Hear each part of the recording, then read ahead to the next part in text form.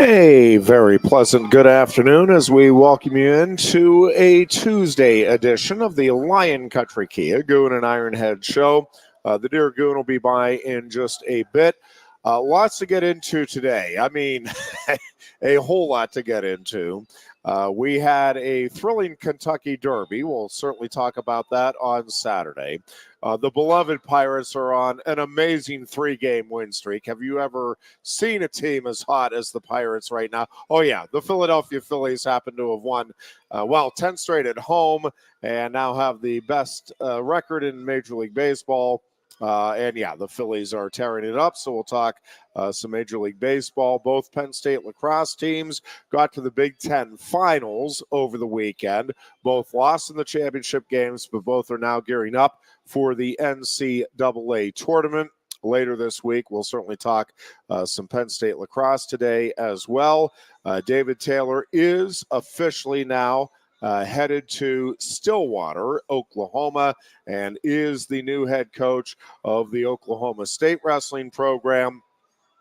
I think it is a great hire by Oklahoma State. I think it is indicative of the outside of the box thinking that I think more programs, and I'm not talking wrestling, I'm talking college programs in general, now are taking.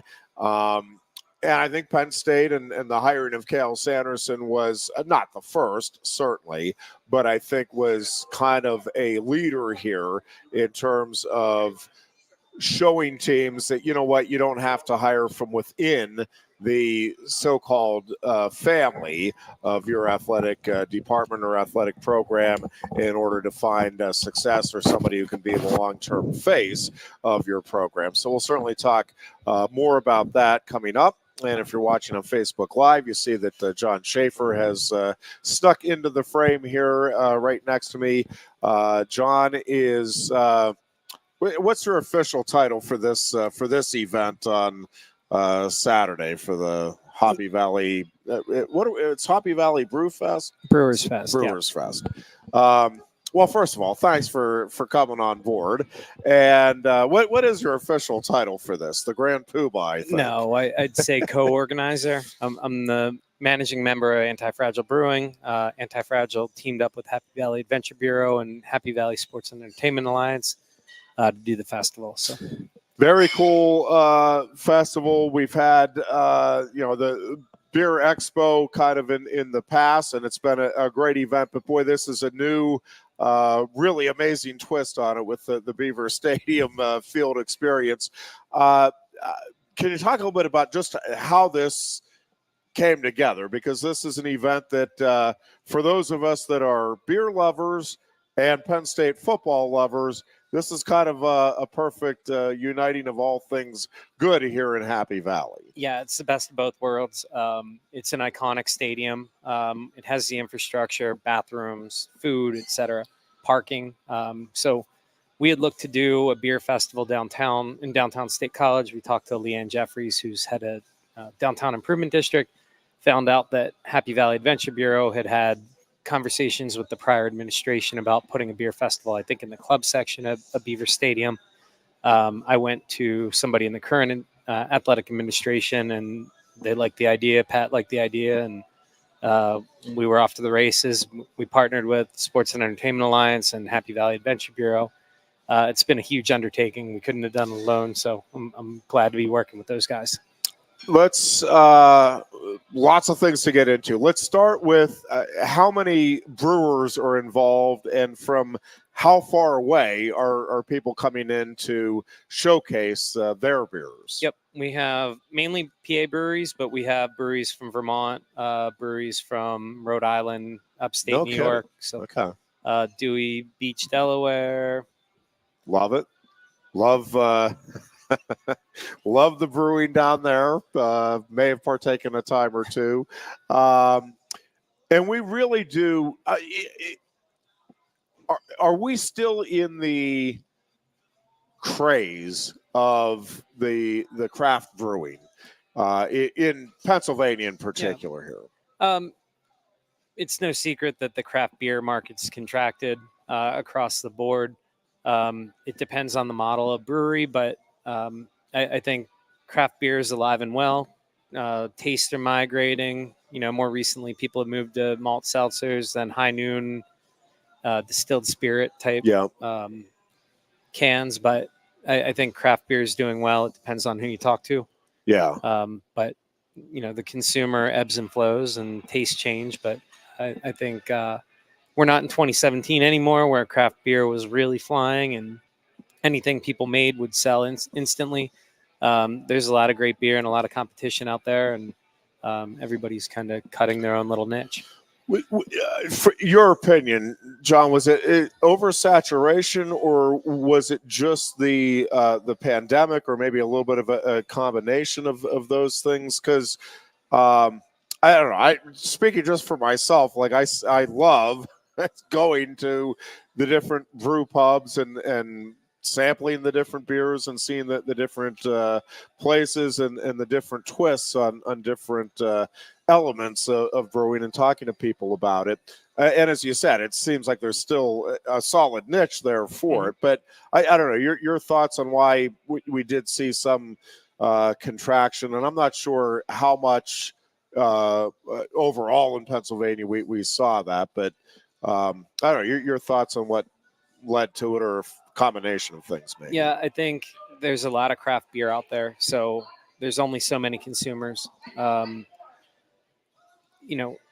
There's a lot of quality beer out there. Yeah. A lot of quality beer. So the same people are fighting, the same breweries, and I don't want to say fighting, but they're trying to reach the same audience. Yeah, competing for the marketplace. Yeah, really, it should be defined as a battle between craft and big beer. But what we've seen is, these ready to drink cocktails, the High Noons, the Statesides, which we sell at our brewery, they do very well. They're taking market share. They're a new beverage category. They're approachable. They're good. It's forcing, and we've seen it with IPAs. Hazy IPAs were all the rage in 2017, 18, 19.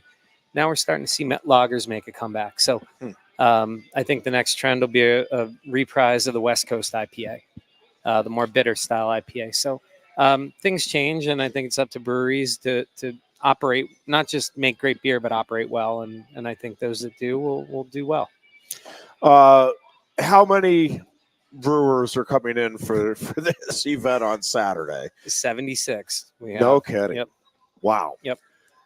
And they each have a table then on the field, or what's kind of the setup here for Saturday? Yeah, so every brewer will have a tent. Okay. One brewery, they're kind of sister breweries. They'll share a tent. Every other brewery has their own tent where they'll be identified and pouring their own beer. We'll have tents down the middle. We'll have tents on each sideline. And then on the visitors 50, we'll have a stage where we'll have live music. Very cool. Let's go through some of the logistics then. People can get tickets. How much are tickets? Yep. What does the ticket entail? Yep. So the GA ticket, which runs from 1 to 5 p.m., is a base price of $75. Now Ticketmaster and Center County, College Township tack on their fees and taxes. So I think it works out to be about $81. Okay.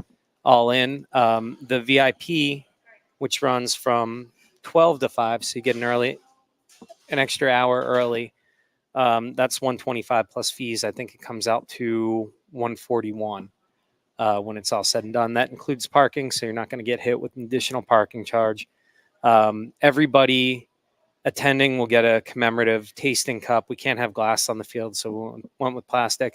In an effort to be sustainable and cut waste, everybody gets a plastic reusable Lexan water bottle. We'll have water stations where people can refill, but we didn't want to have a bunch of water bottle waste, cup waste, etc. Where do people get tickets? They can purchase them at Hoppy Valley Brewers Fest.com. It links you through Ticketmaster, and you can buy GA, VIP. DD tickets have to be purchased with a GA or a VIP ticket. Okay. And the parking is available where? parking is available, included in the price of the ticket. It's the Stadium West lot. Okay. So if you're coming from Atherton Street on Park Avenue, you take a right before the stadium and back in there. Yep, back in behind the press box, that side of the stadium. The entrance is past the press box on the south end of the stadium. Got it. And the event is on pretty much no matter what, right? As long as there's not lightning, yeah. but it's going to be 75 and sunny. Yeah, I'm not thinking anything else. No, hey, that's going to be perfect. Doggone it. It wouldn't dare. No chance of rain, no cloud. And the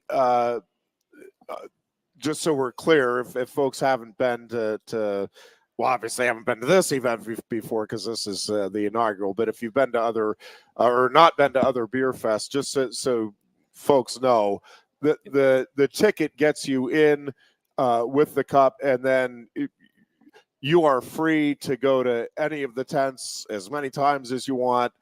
All of the tents if you can in that time span. Yeah. But there's not additional costs in terms of anything within the expo for beverages. Yes, but you can purchase food. You're limited only by your own alcohol tolerance. So yes. If you become, to use a football term, an ineligible receiver, you can't be served anymore. Yes. Until you become eligible until you can again. sober up. Yes, that makes sense. And how many food vendors? I talk about what the food setup is going to be like. So I know we're going to have cheesesteaks. I know we're going to have barbecue, and then I think the typical stadium fare, like the chicken baskets and hot dogs and burgers. And this will be on the field or just like at the normal conctions? At the regular concession stands. Bathrooms will be open. It'll all be around the south end zone. Gotcha. And oh my gosh, what was that? I just had another question that while we're on that with the musical lineup. Yep. Who all will people see performing there? Yeah, so for the first hour and a half, we have 3 songwriters from Nashville. 2 of them co-wrote She Got the Best of Me by Luke Combs, who just played here 2 weeks prior. Yep. They've written a number of hits. You'll get to hear them the way that they were written in a stripped-down fashion. It's a really special event, so they'll play the full VIP hour and 30 minutes of the GA. Then after that, we have Cowpoke and Poet. They have some other guys coming in from out of town and local musicians. It's going to be, traditional country, Tyler Childers, more a throwback. Then we'll have Caledonia, which is a bluegrass band. We'll then have LoJack, and then Skull Brothers will close it out. And this will be, again, kind of in the middle of the field is where the musical stage will be set up. Yep. For folks that want to go but aren't drinking, you touched on it, but go over that again just so folks know what they have available there. So the DD tickets will have a separate wristband that you won't be able to be served alcohol, but we will have a DD tent. We'll have some of our own kombucha, iced tea. Some other kombucha producers are providing things, soda producers, Dewey beer companies bringing up their Hop Tide hop water. So cool. You'll be able to have alternative beverages. I think there's going to be kind of a separate tent set up for that. That's awesome. For folks that again haven't been before, just give a little idea because it is neat. One of the things that I like about these events is I've never had a brewer who wasn't conversational, who wasn't willing to tell you about the process and talk a little bit about how they got involved. I think it is one of the neat things about it is obviously if you enjoy beer or you just want to see Beaver Stadium, it's cool from that regard. But I do think, and obviously you'll presumably be going up with friends or you're going to see friends there. That's part of the cool experience. But I think it is really neat to hear some of the stories about, I was doing this with my life and I just decided, this is what I wanted to try to do. It is fascinating, the different ways, I suppose with any profession, but the different ways people get into brewing. And again, their willingness to share we found this works, this doesn't work. man, try this. We're really excited about this. But if you don't like it, this might be the alternative. It's just fun to, again, hear the stories and then to hear a little bit more about the process. And my experience, at least, has been they are very, very willing to share all of that. Yeah. The craft brewing industry is a unique one in the sense that, like you had alluded to, people come from all over and have wildly different background stories. All over. Some are teachers, some are retired cops, some are retired athletes, who knows, but they all kind of stumble into it. It's also a collaborative industry in the sense that the brewers will get to talk about things to one another, and they'll share what they're doing. They want to help one another because again, this is independent craft beer versus macro beer, because we're not fighting one another for market share. We're really fighting the big boys. Yeah. A unique aspect of this festival is it's going to be all brewery staff. So nothing against distributors. They play an important role. We as Antifragile don't distribute our beer at all. I don't know anything about dealing with distributors. So I dealt with the breweries. We're requiring breweries to send people from their tap room, their production, their ownership, so that you can have that conversation with the brewer. You can have somebody that's knowledgeable about it. I've been to way too many beer festivals where it's volunteers pouring, distributor reps who are repping 10 different brands at a table. It takes away from, I think, the import of talking with people that are actually in it. No, that's fantastic. I couldn't agree more that's a big deal for the consumer. And truthfully, I think for them as well, to get their product out and to be able to actually sell it. I think that's a big deal for them too, truthfully, at the end of the day. Yeah, my brewer loves getting out in the tap room when he has time to talk to people about beer. I think a lot of them do. And for folks, again, that haven't been, talk just a little bit about the process. And again, it's a big open area. You can kind of, what I like to do is if I see a couple that I know I like, I'll go over there first, but I kind of like to survey to see, it's like, oh, okay, man, that sounds interesting. I want to look at that. And then you start to kind of hone a game plan. But again, it's up to you. You can come in and I'll start at tent 1 and we'll work my way around. That's fine too. But that's kind of the neat thing too, is just different people have different ways of going about enjoying the day. Yep. When I go to a beer fest, I want to know who's going and I want to know where they're located. I may not know the beers that they're serving, but I'll look at the list, and we're going to put the list with a map and corresponding numbers out so that people can find the breweries that they want to prioritize. It will be crowded. It will definitely be crowded. The brewers are going to be working pretty hard to pour beer, but I think it's going to be a really fun time too.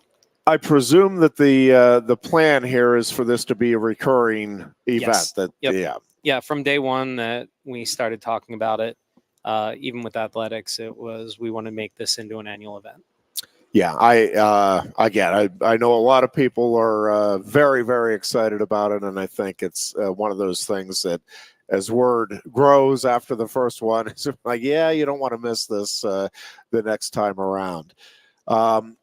Anything that we didn't talk about that you want to get out there, either about the event, and then I do want to go over just the some of the details again on how people can get up there. I think we got into it. Again, the weather's going to be perfect. I'm not thinking any differently. Guaranteed. But yeah, come and have a good time. What are your questions? Yeah. I mean, how do I get there? You know what I like? I'm a wheat guy. Is there like a list of beers? So there won't be a list of beers. There will be a list of breweries. So there's going to be a wide variety of beer. How many? 76 breweries. How many beers? 3 to 4 per brewery. So It's going to be a beer. lot. 300 beers from I can't do that. Hey, they're small. They're not goon sized. Okay, next question. What is the serving size? It's 3.5 ounces per pour. Yeah. So just walk around from each, and then Yep. I like his idea with him saying, you want to hear the story, because every beer has a story. Yeah, Where does this come from? Where the name come from? It's cool. Yep. Yeah, I do think that's just one of the neat things is the conversations that that develop from, again, getting to know the brewers a little bit, and there will be undoubtedly some unique beers. There's a lot of different flavors out there. To your point, Goon, there's obviously a lot of different types of beer, but it's always interesting to see how and why people come up with the, yeah, we just wanted to see how jalapenos would work here, or blueberries, or peach, you name it. Again, somebody's probably throwing it in there, and yeah, I just wanted to see how that would work with a particular style or craft beer. And again, to me, that's one of the neat things too, is some of the experimenting that the different brewers do. And again, gets back to, yeah, we discovered this really doesn't work, or yep, this works, and that's why we're doing it.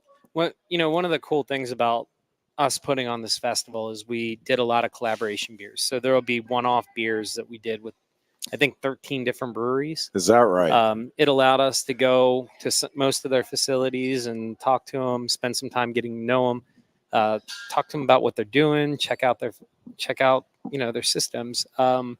We did a 4-way collab with. It was brewed at Trogs. It was a 150 barrel batch. We don't brew 150 barrels in 6 months. But we did that with Warwick Farm and Sworn Brewing out of Mechanicsburg. Warwick's a great brewery out of Doylestown. Sworn's new and just, receiving a lot of great attention. And Trogs, they've been around a while. There's nobody better. Yeah. So it's called Storm the Field. They did the beer just for this event. So you'll be able to get that around town in cans, but you'll be able to taste it at Antifragile Brewing starting Wednesday and at the festival. And just a couple of logistics things. Again, anything people should know in advance that they can or can't bring in to the stadium. Kind of the same rules, I think, that apply, if I'm not mistaken, to absolutely like a football game. Clear bag policy in the stadium. Make sure you bring your ID. Everybody needs to be ID'd to get in. Yep. There's nobody under 21 allowed, not infants, not toddlers. It's strictly adults 21 and over. No dogs. If you're under the if you're visibly intoxicated, you'll be denied entry. We please ask that you do not tailgate before. There's so many great breweries with so many different products that you can't try really anywhere else. You won't be able to buy most of their beer around here. Yeah. Save it for the fest. The brewers have put a lot of time into it. If you want to party afterwards, tailgate afterwards. Absolutely. Come down to Antifragile. Support some of the other local breweries while you're in town. Dumb question: is there purchase available afterwards? No, there's no You can purchase merch from the breweries during. Beer purchases we're not having there. It just complicates licensing. Yep. And again, just like a regular football game, you're not bringing in outside food. You can't bring in your own cups or anything. Again, right. It's that stuff is specific because, again, you're trying to make this a manageable event, but also trying to be fair to everybody. And so just so we're clear, the ticket gets you what you need, and you just need to abide by the normal policies that you would expect to be no smoking in place. Oh yeah, that's a good worth the mention as well. John, let's go over one more time how people purchase tickets. And again, the parking is included with the purchase of the ticket to the Brewery Fest. Correct. So you can purchase tickets in advance at www.hoppyvalleybrewersfest.com. That's Hoppy with an O. You can also purchase day of, but they're more expensive day of. Yeah, don't do that. Just go online the day before. Buy them now. That would be the way to do it. And these brewers are excited. I'm talking to a lot of them, and they're pumped up for this event. More than I've ever seen them pumped up for another beer fest. Yeah, well, and I think the same could be said about the consumers. I've talked to a few folks who are extremely pumped about the opportunity to get in there and enjoy this experience. So anything else again that we should be getting out about it? No, I don't think so. It's gonna Come have a good time. Yeah, it's going to be fantastic. John, thank you. Yeah, Appreciate thanks, Jeff. the time Appreciate you having me on. John Schaffer, again, it is Saturday, 1 o'clock for the regular folk. If you purchase the the VIP status, basically, you can get in at 12 noon. And purchase the tickets in advance. It's going to make life much easier for you and for everyone in terms of making sure they are prepared for the crowd on Saturday. We'll take a break here. We're back to talk lots of sports as we continue with our Tuesday edition. It's the Lion Country Kia Goon and Ironhead Show. We are at Quaker Steak and Lube, and you are listening to Sports Radio 98.7 The Fox. Coast into fall with a new Kia from Lion Country Kia. Right now, get a 24 Kia Seltos for 5.25% APR for up to 48 months. A new Sportage plug-in hybrid at 0.9% APR. Check out our 23 Sorrento hybrid for as low as 4.5% APR. And don't forget, all 2023 and 2024 Kias come with a 10-year, 100,000-mile limited warranty. Stop in and meet with one of our sales experts today and coast into fall at Lion Country Kia. We want to see you in a Kia. Since retiring, I have spent my time searching the countryside for the hottest wings in America. I always seem to end up disappointed. You call these hot? Back off, Luigi. Mamma mia. Your hands it, busboy. Your wings suck. I knew I should have stuck with Quaker Steak's triple atomic wings. You think I'm tough enough?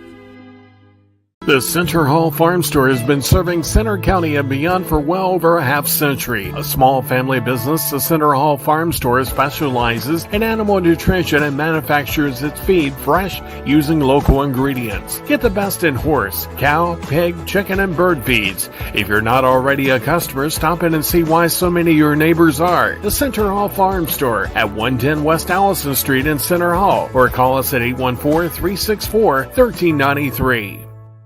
Sioka Toyota of Williamsport invites you to stop in today or check us out online. We have the smart path to your next Toyota, like the all-new Crown, BZ4X, the all-new Grand Highlander, Corolla Cross Hybrids, Sequoias, and more. Over 100 new Toyotas here and on the way. Don't make a $1,000 mistake. Choose Sioka Toyota of Williamsport and see the Sioka dealership's difference. Buy or reserve yours today and see for yourself why Sioka Toyota is the only stop you need for your next new car. Sioka Toyota, it just feels right. Ready to be part of something bigger? Come pave the road to success at Glen O'Habaker and discover a career where your hard work and determination can build a bigger, better future. Our team believes we can build a stronger future together. Join us at Glen O'Habaker, where we value teamwork on the field and on the job. Go to GOHcareers.com to apply. GOHcareers.com. And best of luck to all the Center County sports teams all season long from everyone at Glen O'Habaker. With a Timber Kids savings account, you can start to save money, earn prizes, and teach your kids the value of savings. It's easy as 1, 2, 3. Building futures is what we do at TFCU. You really need to belong to a credit union. You belong at TFCU, Timberland Federal Credit Union, a credit union you can grow with. The Goon and Ironhead. And we are back on a Tuesday afternoon. Lots to get into. I suppose, Goon, we should start with David Taylor because that seems to be what happened? A very popular point of conversation. And it was interesting. We had not received word yet, and I was talking with a couple of people who are close with David, and they were debating back and forth whether it would be a good move for him, whether it really would work out for Oklahoma State, whether or not David, it would make sense from again, David has established roots in this area for sure. I mean, this is his home, sure, or has been his home, obviously, and really for 15 years here. And I mean, he's only 33 years old, and they moved around a bit as a kid. So this is the place he has lived in the longest, for sure, in his life to this point. And obviously, he is, I guess as Penn State as anybody could be, as affiliated and as ingrained in the Penn State wrestling culture. I think, arguably, other than Cale, Casey, and Cody, David probably can take the most credit for what has happened here at Penn State. His decision to follow Cale and decommit from Iowa State and follow Cale to Penn State had a whole lot to do. I mean, Quentin Wright obviously winning the first national title there and kind of keying that first team championship run under Cale was a big part of it. But I think David was kind of the face that most people were associating. Obviously, Ed Ruth was right there with them, but so he is. You're right. Again, you and me. I'm the new guy in wrestling, especially Penn State wrestling type of thing. But he was the face of the Cale Sanderson era. Yeah. So he is as much to do with it as Cale, in my opinion. Right. And so one of the things,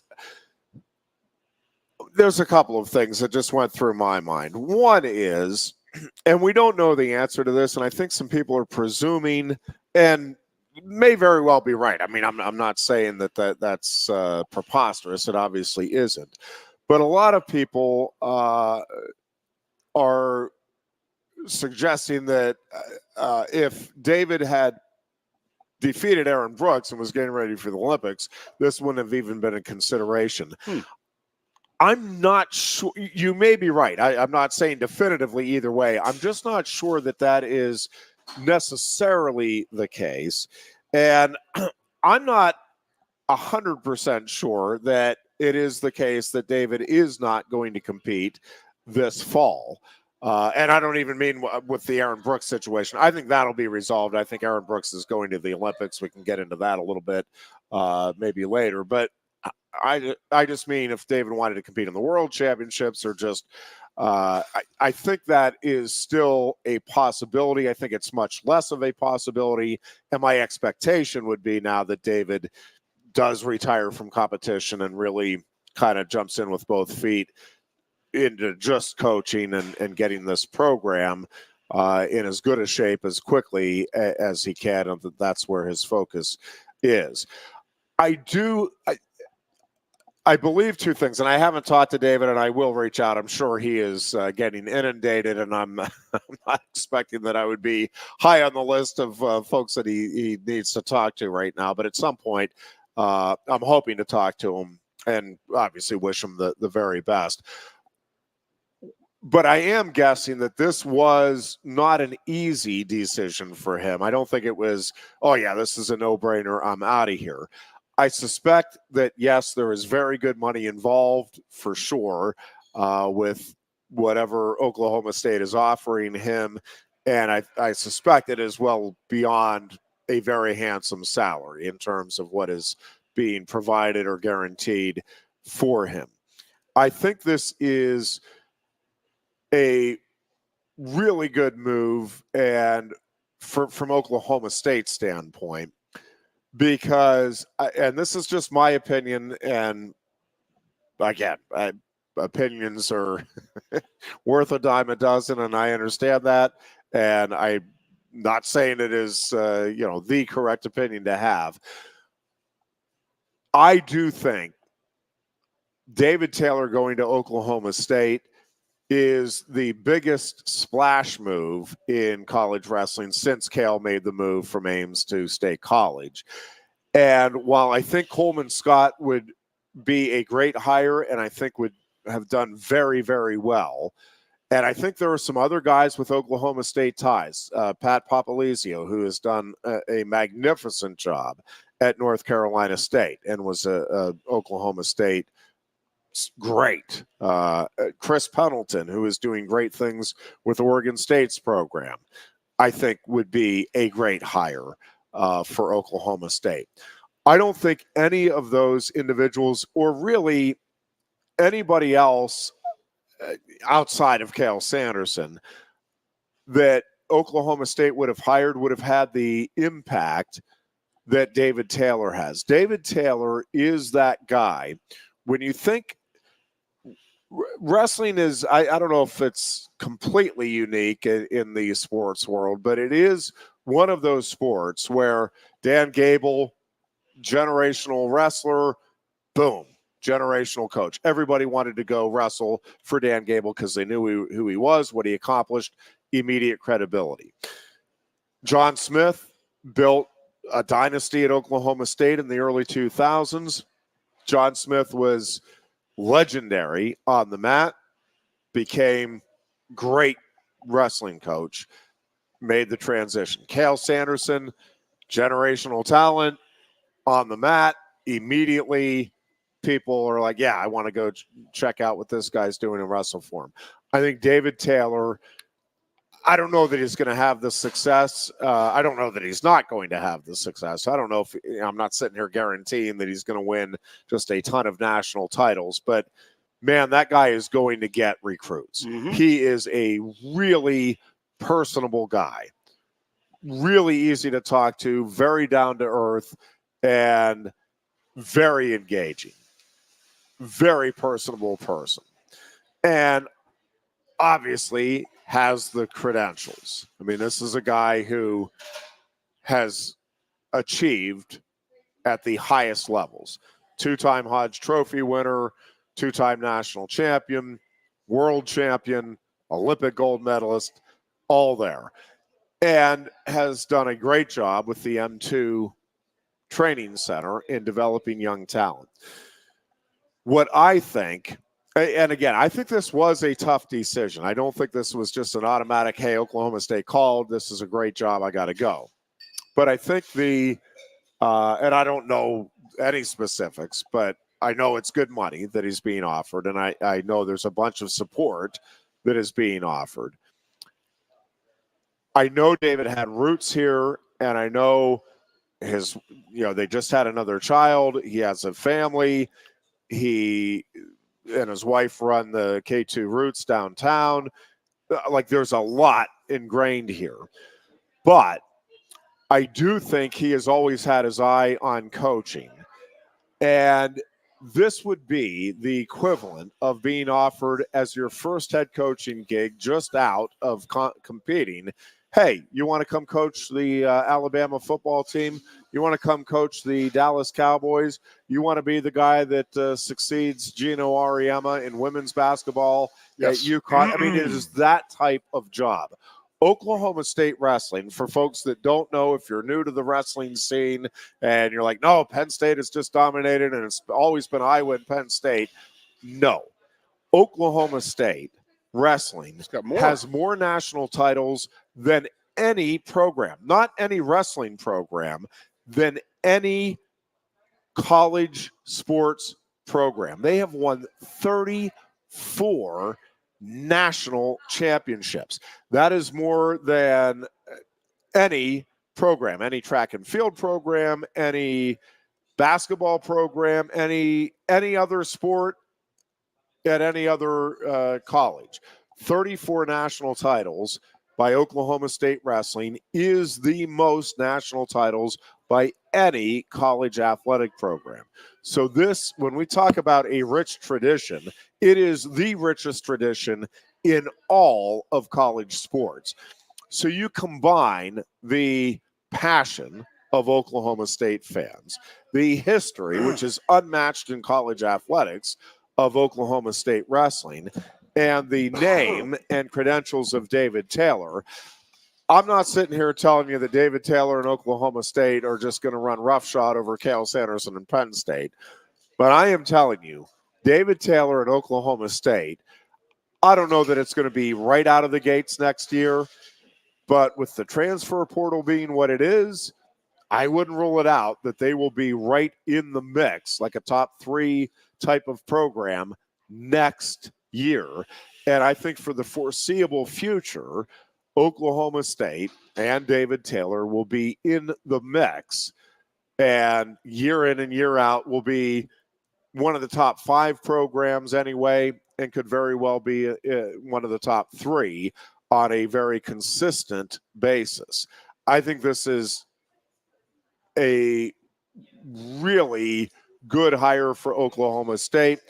And as much as I hate to see David Taylor leave this area, and I do, and again, I know it was tough for him because his parents just moved here within the last 6 months. I mean, that they now have followed him here. So this is, and I guarantee you, this was all discussed. And obviously, I think most folks are aware, Jimmy Kennedy, the third assistant for Penn State, is the brother-in-law of David Taylor. And I think most are presuming, and I am presuming as well, that Jimmy Kennedy will follow David to Stillwater, and that is part of the package deal. I don't know that, and I'm not trying to stir anything up. It just, I think most are assuming because it just makes sense, and it makes sense to me too. It's what I'm expecting. And I think, by the way, that is a great tandem outside of Cale, Casey, and Cody. That is Jimmy Kennedy and David Taylor together. That would be my second pick for best coaching tandem, and that is no disrespect. Don't start with me on. Obviously, Ohio State has things rolling. North Carolina State, obviously Iowa, all of those programs, very good coaches. Michigan, Sean Bourmet, and that staff, but for a dynamic start to a coaching staff. And that, to me, is now the next thing I am most curious about is what does the rest of that staff look like for David Taylor? And assuming, again, that Jimmy Kennedy is part of that staff, what does the rest of that staff look like? And then what does happen here with the transfer portal? I'm sure there are some guys at Oklahoma State that are like, nope, this isn't what we signed up for, and I'm out of here. I don't think it'll be many, and I'm not guaranteeing it'll be any, but my guess is, there's a couple of guys that, nope, we're Oklahoma State guys. This isn't an Oklahoma State guy coming in. I want out of here. But I think the overall transfer portal plus minus, I think is going to be way plus when this is said and done for the upcoming season. And again, I think beyond that, look out because I do think David Taylor, with his connections, is going to put together a dynamic staff and do some dynamic things very, very quickly. It's unbelievable. I mean, the name he has. So let's go back there. I mean, no other sport you're going to do this in. No collegiate experience coaching whatsoever. Yep. And then you're going into I would say that they are the blue blood program. Historically, it's Kansas basketball, UCLA basketball. You were giving the names. I get it. It's just like I'm in that football world, and it's just like that's so far out of the realm for football that this goes on in wrestling, but it's not uncommon. And, I mean, Jeff, we're old. This generation knows David Taylor probably more than they know Cale Sanderson as a wrestler. Yep. As a wrestler. That's the truth. I mean, yeah. It freaks me out to say that, but it is a name. They do. I mean, the wrestling culture does seem to follow that type of thing because if you're going to be the best, you want to be trained by the best, and the people who train the best are most likely in Cale and David's. They were the most dominant wrestlers of their eras. Great move for David. Absolutely fantastic move. I didn't know about the parents. That really stinks. But they'll get along. They'll be just fine in State College. And they may follow him now there. Sure Again, they will. They moved here for the kids. You can't sell houses. And State College, real you, estate doesn't go away. It's always going to be people looking for homes here. Yep. So great news for him. Great news for Kendra. And then it's not like he's going to Boise State or going to Akron to cut his teeth. Correct. I mean, he's walking into, I don't want to say a Ferrari because of what's going on with, with the Oklahoma State and the Ferraris, but he's walking into a Cadillac. He's not walking in and saying, okay, we have to change it. I mean, this stuff's pretty well set there. They have great facilities from everything I've seen and known and I talked to. I had two friends from Oklahoma State I met through wrestling. He texted me 3 a.m. last night, and I'm like, one of my 82P runs. I'm sitting there going, what? Oh, I said, he declined that. He goes, I don't know about that, big boy. And he, and welcome to Oklahoma State, David Taylor. And I was like, holy crap. And great move for him. Fantastic. It's a great move for Penn State, too. I mean, it's just, yes, it's branching off into another world, into another place. And, you know, David is a good human being. You know, we get that. That's the first thing I think about David. He is a good human being as well as a great wrestler. I'm just like Cale. And a great leader. And I think that is so. That is the other thing is, yes, he has no head coach, has no coaching experience in terms of collegiate coaching experience. Obviously, Cale didn't go into Iowa State, correct? He got done competing and he went into Iowa State, right? Correct. So he had no, correct. Other than, you know, okay. Well, John Smith, same thing. That's true. And Dan JT Gable, same thing. So the other thing that I want to say about Cale, did he not wrestle competitively when he was still the head coach? Didn't he make a deal with the guys that they wanted Natty? Yes. So David still could. Yes. Okay. So, but yes, I mean, he that is certainly a possibility. I think it is, and I don't know this. Like I said, I have not talked to him. I haven't reached out to him yet. I'm figuring he's inundated with people that are, and I mean, he's got a bunch of stuff that he's got to sort out here, there, and not a lot of time to get all of that worked out. Partly because of that. I mean, I guess, and because of where he's at with his age now. Again, maybe he will compete, and that's certainly possible. I just think with the young family that he has now, and with what I think he wants to do with the coaching component here, I just think he wants to be all in on just coaching. It's just my guess. I think I'll be surprised. I'll leave it at that if he competes again in wrestling, just because there are so many things now on his plate as head coach, and then again, just from a personal standpoint, that I can't imagine.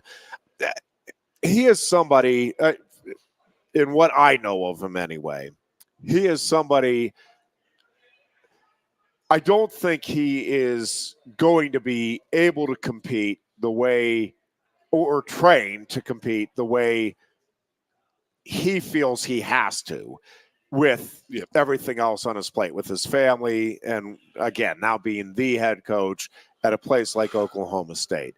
Again, never say never, but I personally will be borderline shocked if he competes again, just because, again, so much on his plate. And I think there's a lot of things that he wants to get in place quickly here at Oklahoma State and get established. And again, he's got to get a staff together, and not just the three assistant coaches. And again, I'm presuming Jimmy Kennedy is one of them, and so two others.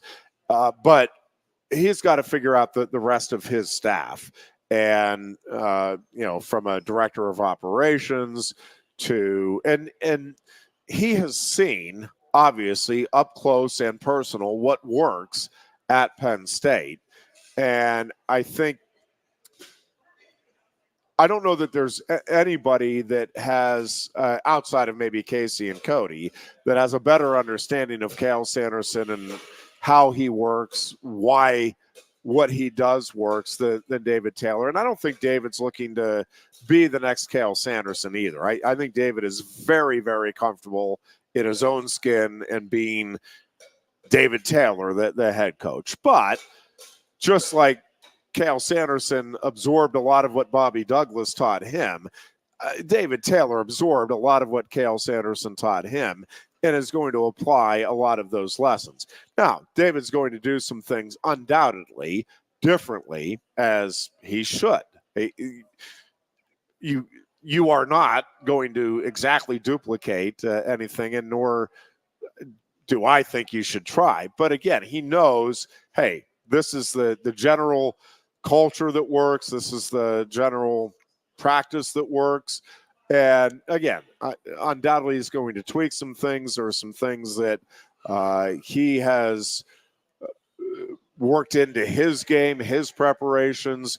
He's obviously been around a bunch of other coaches now. He's going to be able to pick and choose.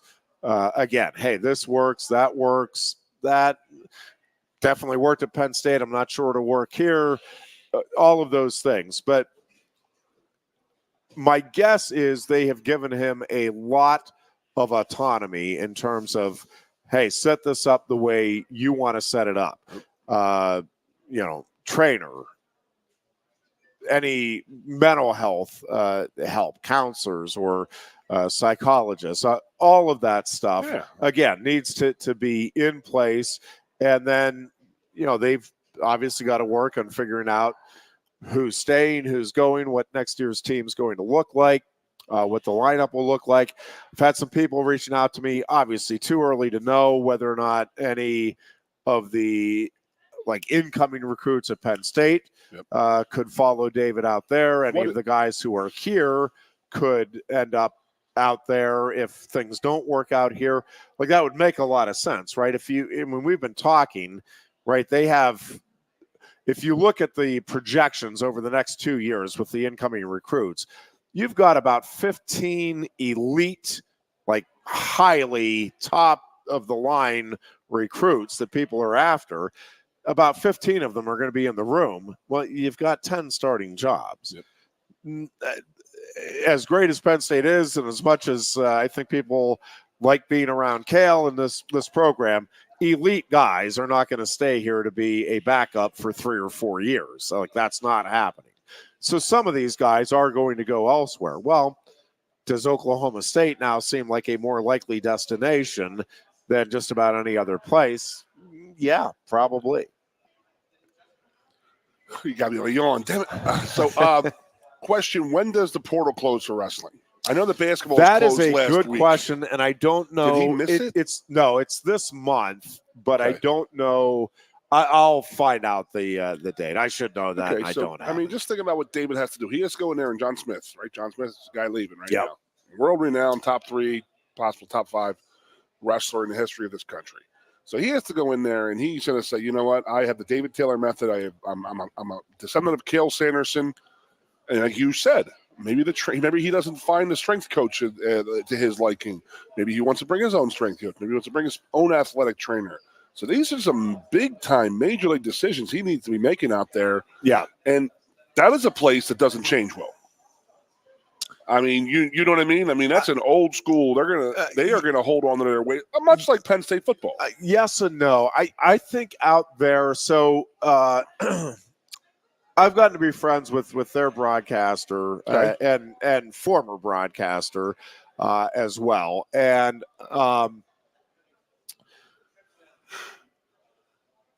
nobody really has anything bad to say about John Smith, but they did feel like they needed a significant change. The mess, whether you blame John Smith or not, the feeling out there among many, certainly not universal, but was that the message had gotten stale and that the program needed some kind of rejuvenation. And it wasn't even necessarily anything against John Smith, for sure.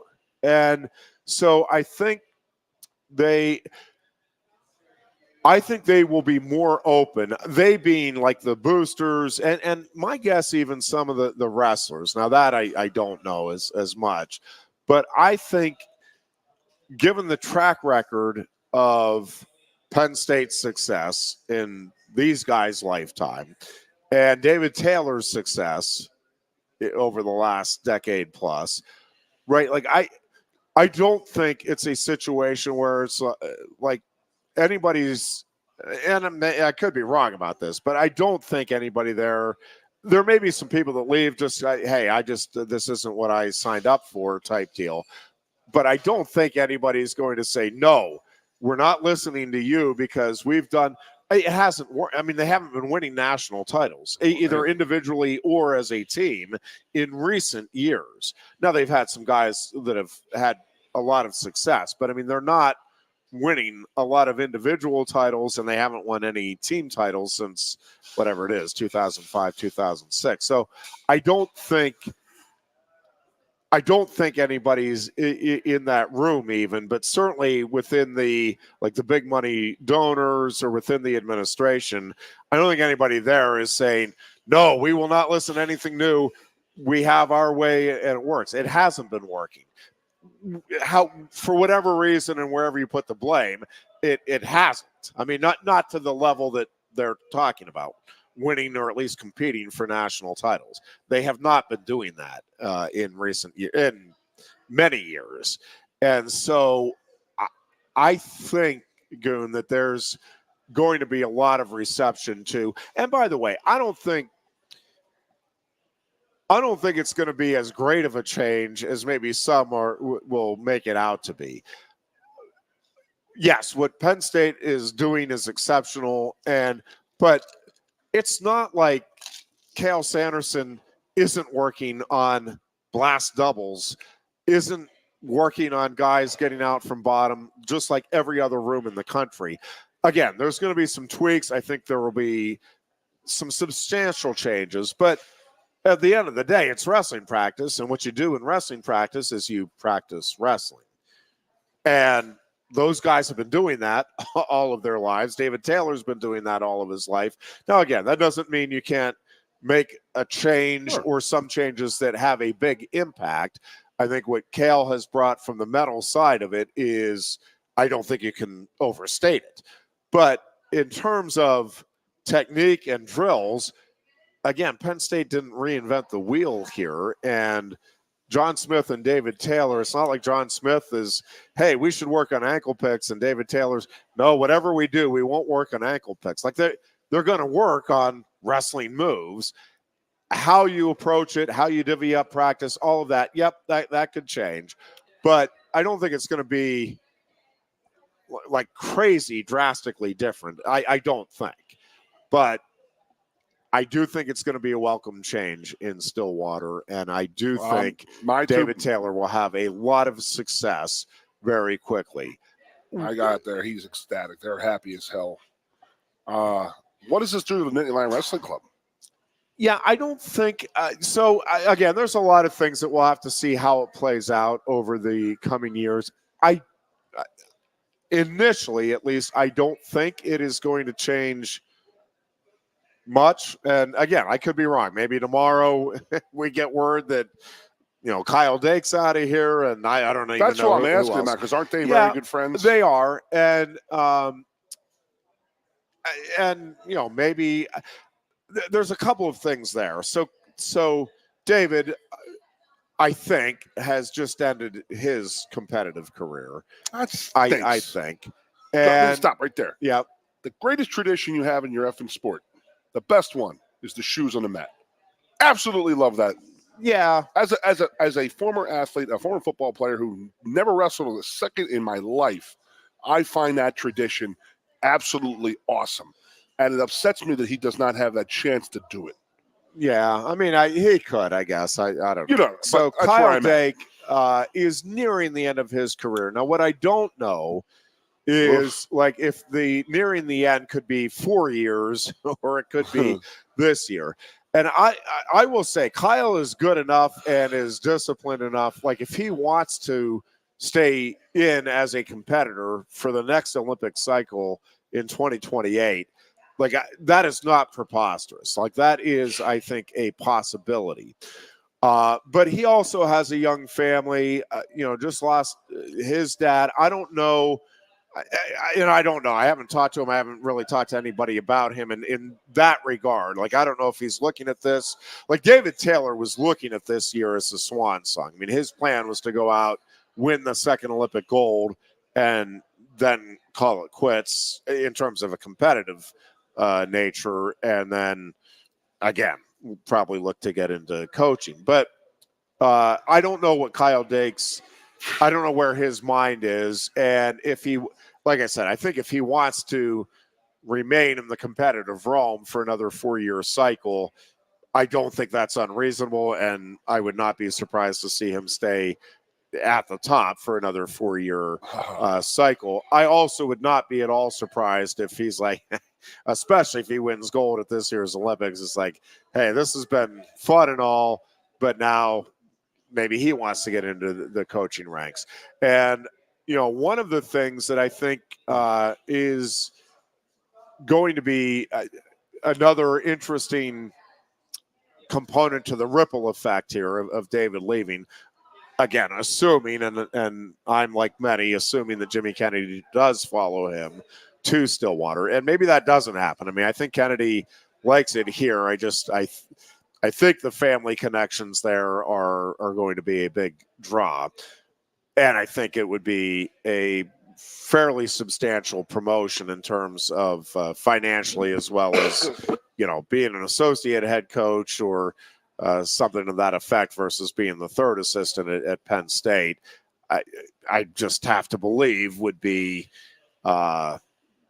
very tough for Jimmy Kennedy to turn down. So assuming he does go, then the next, I think, fascinating component here is who replaces Jimmy Kennedy as that third assistant on the Penn State staff. And I mean, Pat Kraft. There is a who's who out there of candidates that could do that. And I mean, a long list of guys, both with Penn State ties and from all throughout the country. It's like, and Kyle Dake would be one of those names. I would think that it would at least be thrown in the hopper if he's interested. And again, I don't know if there is any interest at this stage of Kyle's career to get into that. But I think that could be an interesting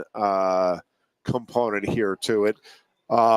And yeah, whether or not some guys decide to go out and train with David out there versus training with the Nittany Lion Wrestling Club, I would be not shocked, but I'd be surprised if Dake would make that move from a training perspective, just because of everything that's in place here with the Nittany Lion Wrestling Club. And if he is and his father's passing toward the end of his close to mom, his program, or at the end of his career. So I got the monkey wrench, Ironhead. Yep. Kyle Dake, Iowa head coach 2 years from now. Yeah, there are three of them. There's a lot of Lordy, of things that could come into play. What? We have this like litany and this list of just head knockers, generational talents is coming through the State College area in the last 15 years. And this is the first name to really drop concerning head coaching stuff. But it's going to happen more often, I think. Well, and when you look at the impact that Dan Gable had on wrestling, obviously what he did with Iowa was incredible. But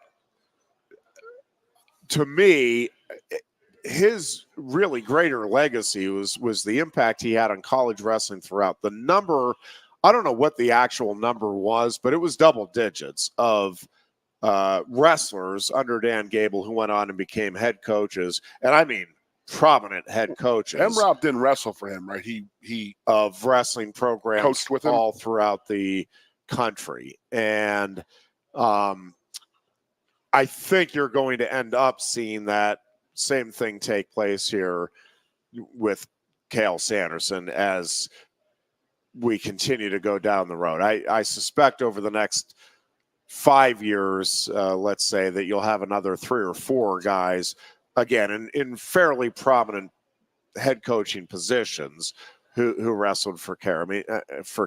Jason Nolf has talked about his desire to one day be a head coach. Again, I don't know that it's necessarily coming anytime soon. I think he still has the competitive bug and wants to get some world and Olympic titles under his belt. And I think there's a number of guys within that Penn State family. Frank Molinaro, Vincenzo Joseph are already in coaching. Mark Hall, he's done wrestling. All of those guys are very much in the line of succession right now to become head wrestling coaches at the collegiate level at some point. We'll take a break here. You are listening to WFXS, Pleasant Gap State College. It's the Goon and Ironhead Show. We're Quaker Steak and Lube, and we're coming right Coast into fall with a new Kia from Lion Country Kia. Right now, get a 24 Kia Seltos for 5.25% APR for up to 48 months. A new Sportage plug-in hybrid at 0.9% APR. Check out our 23 Sorrento hybrid for as low as 4.5% APR. And don't forget, all 2023 and 2024 Kias come with a 10-year, 100,000-mile limited warranty. Stop in and meet with one of our sales experts today and coast into fall at Lion Country Kia. We want to see you in a Kia. Since retiring, I have spent my time searching the countryside for the hottest wings in America. I always seem to end up disappointed. You call these hot? Back off, Luigi. Mamma mia. Look hands it, busboy. Your wings suck! I knew I should have stuck with Quaker Steak's triple atomic wings. You think I'm tough enough? The Center Hall Farm Store has been serving Center County and beyond for well over a half century. A small family business, the Center Hall Farm Store specializes in animal nutrition and manufactures its feed fresh using local ingredients. Get the best in horse, cow, pig, chicken, and bird feeds. If you're not already a customer, stop in and see why so many of your neighbors are. The Center Hall Farm Store at 110 West Allison Street in Center Hall, or call us at 814-364-1393.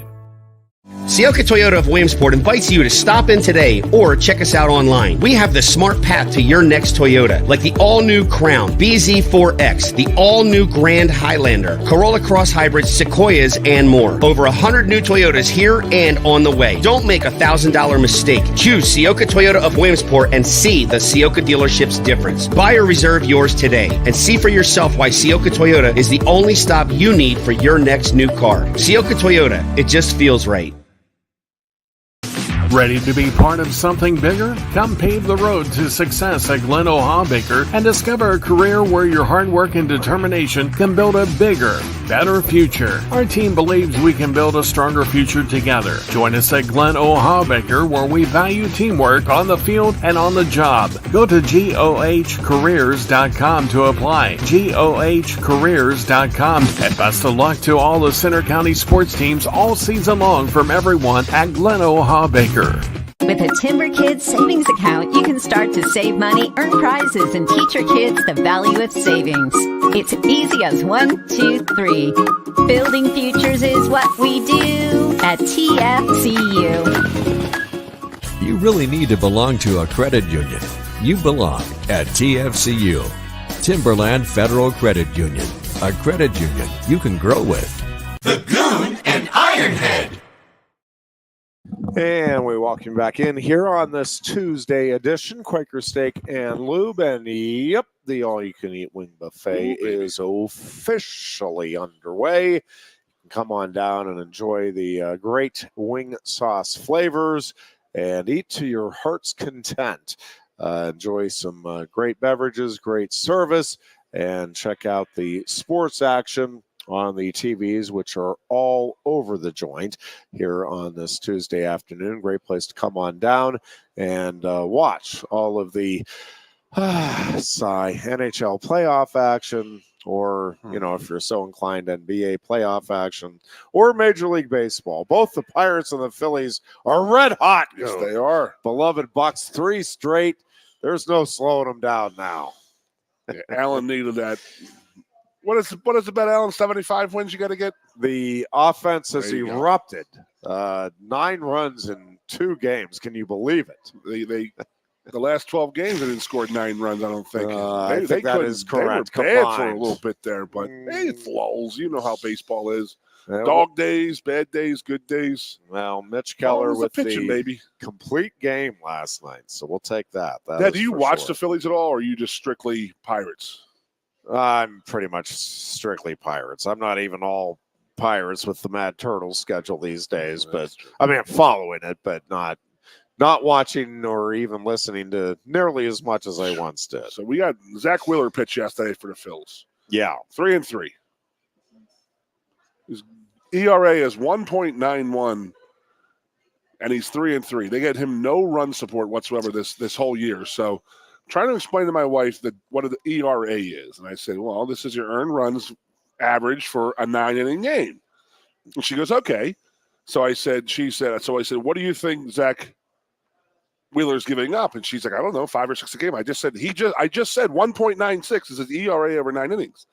And then she finally, it clicked in her head like, wow, I'm saying yes. On a 9-inning start, on average, he is allowing 1.9 runs. And yesterday, he lowered that down to 1.62. I mean, that is some pretty dominant stuff he's throwing out there right now. Very impressive. And then you're going to throw out Nola and Suarez. I mean, they got it going on pretty well right now. And then they're hitting. I don't know. I told you earlier about watching the Phillies play yesterday about the guys hitting. The San Francisco comes out with this submariner, like the Kirk Ticovey submarine pitch. Yeah. And Carrie's like, "Oh my God, how do they?" She's watching it with me, and she's like, "How does that work?" And I said, "Well, these guys will adjust to it." And he throws a 76-mile-an-hour sinker, and Schwarber swings right through it like 4 seconds too early. And then the next pitch, he puts about 7,000 yards into the air up into the foul pole. So it's amazing how well these guys and just how they can learn on the run and stuff like that. So Phillies are pretty damn fun to watch. So you should be watching 4 days from now. Check out Zach Wheeler, Ironhead. I'll text you and say, "Hey, Zach's pitching tonight, Joe." Well, we're heading you'll down. be ecstatic about it. So pre-pandemic, this is the last time I actually saw in person a Pirates win. We tried again this last Friday night, no luck. We're going down again this coming Friday. So I'm counting on the Bucks beating the Cubs on Friday night to finally break. I think we're either at 4 or 5 games. I feel like it's 5 games now that I've been to over the last, whatever it is, 3 years we've come up empty each time. So we need to get that rectified. And I'm confident this Friday will be the end of that particular streak. Relatively confident. Hopeful. Have you seen any of the Hey Rookie, Welcome to the NFL series with Chop Robinson? I did see the draft night stuff with Chop, but I didn't see anything other than that. Yeah, so I've caught now twice it's been like the lead up. So it's going into the combine and then the lead up to the pro day and pro day. So they had the combine and pro day. I will say,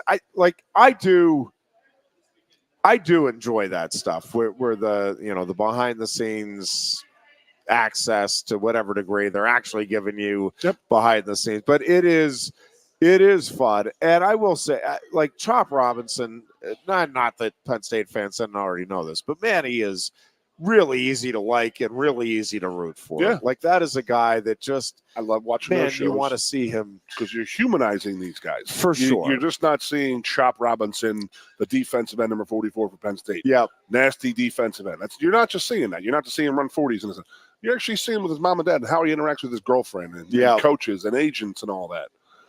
I like that show. And competitors. Oh, I do too. You really do learn a lot about how it works. Yeah. You know what I mean? And then the draft day stuff, you really do have a good feeling of who is after you type of thing. And I was watching, and he was sitting there, and the draft show I watched, he was like, Miami. It's going to be Miami. It's going to be Miami. It's going to be Miami. Because these guys talk to you a little bit more than some other teams. I knew the Colts although sometimes you're deceived. Well, true. There are. I'm going to go with the Goon story for you. Because sometimes these guys get drafted, I never really talked to them. And it's like out of nowhere. It's like, well, yeah, no, we had our eye on you. But Kyle Brady never one time talked to the New York Jets. Not one time. Yeah. Not even at the combine. I think they had the 9th pick overall. I think it was the Cleveland Browns who had the 10th pick. And as Booch would call Kyle Brady, that was Bill Belichick's big white whale. He had always wanted him, and he ended up being a New England Patriot late in his career, end of his career, if you recall. Yeah. But that was what Belichick loved Brady, and he was going to take him with Cleveland's pick, and the Jets traded up to get ahead of Cleveland because they did not want Cleveland getting Kyle Brady. And the Jets took him, and, again, like as Kyle said, I didn't even know who I was. I didn't talk to him one time. But that was always one of those fun stories. So speaking of mutant giant tight ends, did you watch any of the Tom Brady roast?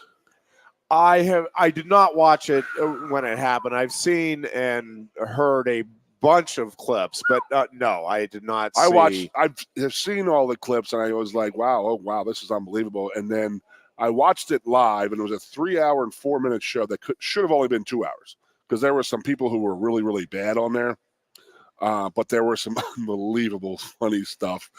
When the girl made fun of Gronkowski, and Gronk had no idea she was making fun of him. That's the funniest part about it, is that it's Kevin Hart emceeing it.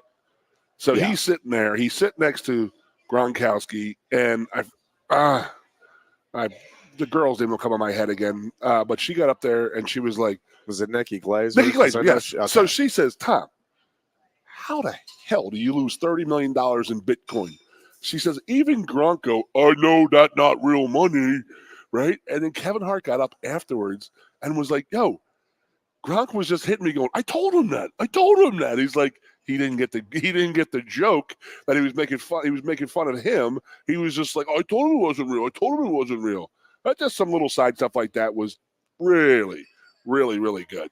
There's some stuff that there was some a lot of line stepping that was going across, and Gisele Bundchen, she's come out, she's upset at how she was perceived, and whatever, go to hell.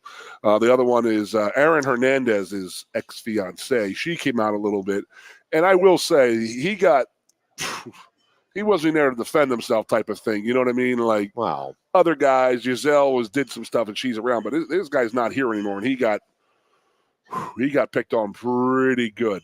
But if anybody has a chance to not watch it, or even remotely even turn it on in front of children. If you've watched roast, don't put it on in front of your kids. My Lord. I don't know that where we would draw the line is you can't make fun of the murderer. Like that seems like an odd line. Him hanging himself. I don't know that that's a line that Nikki Glaser said. One of them said that Kevin Hart was on a stool that Aaron Hernandez had used, but then Edelman made a joke about that type of thing, and I'm like, "That's your teammate." That was a little off to me, but it is what it is. It's just, I don't know. If I recall, Edelman and him did not have a good relationship. So, but unbelievable, really, really good. Penn State was on the dais. Yeah.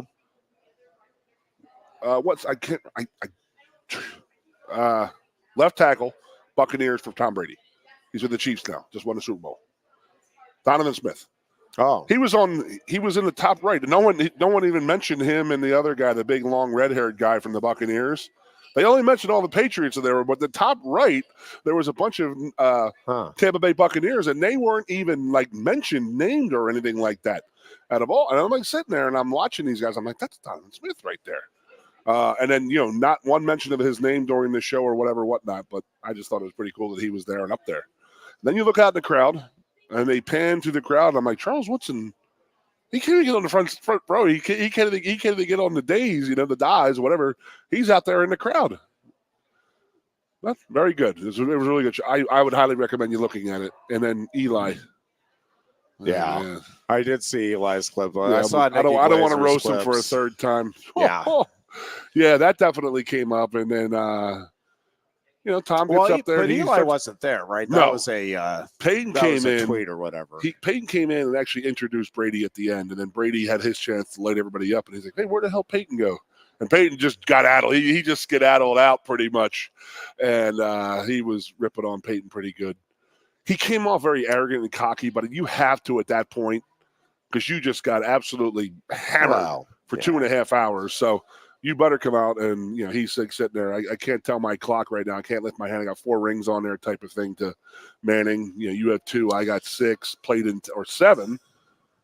I talked to Kerry about that last night. He played in 10 Super Bowls. Yeah, that's amazing. It's absolutely nuts. Amazing. So I don't think we're going to see it like that. But then somebody said to me the other day, Mahomes. and then here comes Patrick Mahomes, and I was like, oh crap, you're right. Yeah. In this era, because we talk about that for the last 4 years. What they did in the free agent era when there's salary cap and this and that, and then the fact that it's going on again is amazing. It is. And we'll see, whether or not it lasts, but Boy, it sure feels like it could anyway. Andy Reid has the MO, man. He gets the beef up front, and then he gets the speed on the outside.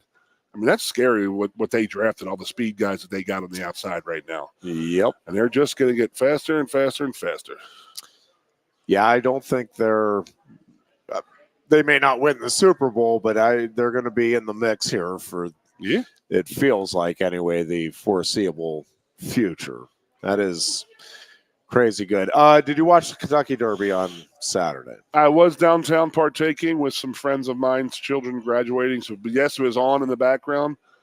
That was exciting. It was unbelievable. I love it, man.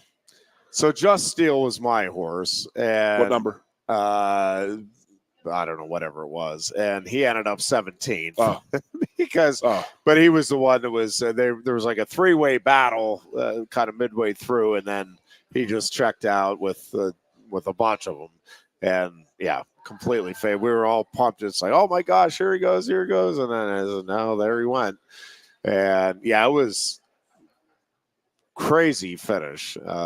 Mystic Dan, like three-way photo finish. You do not see that very often. No, you do not. In horse racing, period, let alone at a Triple Crown event, let alone at the Kentucky Derby.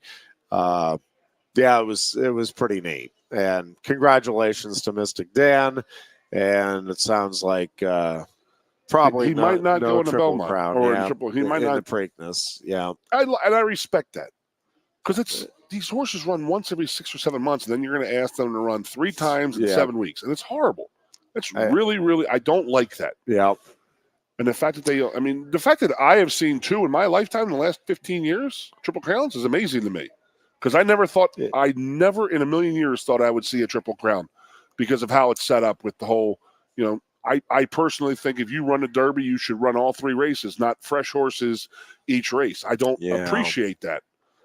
Right? I mean, I'm not wrong in thinking that. It makes it very tough. Yeah, makes it very tough. Oh, man. But yeah, great finish, Sierra Leone and Forever Young, and the pushing and the got a little ugly battling down the stretch. It was fascinating to watch anyway. And again, not pretty much the 3.